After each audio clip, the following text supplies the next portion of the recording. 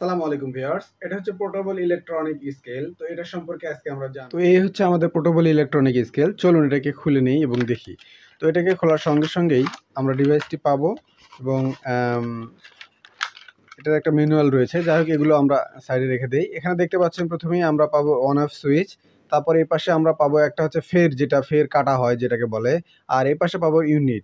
ঠিক আছে, তো এখন এটাকে আমরা চালু করি। এটা পেন্সিল ব্যাটারিতে চলে, আপনারা দেখতে পাচ্ছেন পেন্সিল ব্যাটারি দিয়ে এটা চলে।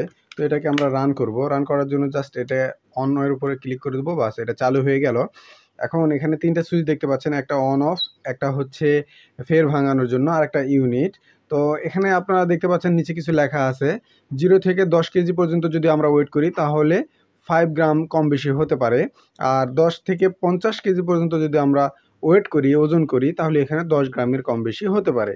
তো এটা কিভাবে কাজ করে? মূলত আমরা এইটা যেটা দেখতে পাচ্ছেন উপরের দিকে অংশটা, এটাতে আমরা কোনো কিছুতে আটকায় দেবো এবং এই যে এখানে হ্যাঙ্গিং করার জন্য যে আপনারা দেখতে পাচ্ছেন লকটা, এই লকে আমাদের ওজন আসবে। অর্থাৎ এটা যদি আমি একটু টানি, দেখতে পাচ্ছেন এই যে টানি, তাহলে ওয়েট আসতেছে। অর্থাৎ আমি এখানে ধরলাম এবং এটা যদি একটু টানি, তাহলে দেখেন ওয়েট আসতেছে।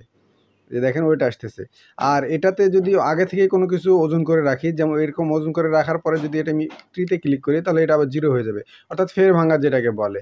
ঠিক আছে, আর এটা ওজন করতে করতে কিছুক্ষণ যদি রাখা হয়, তাহলে এটা লক হয়ে যাবে। তখন ইউনিটে প্রেস করলে এটা 0 হয়ে যাবে।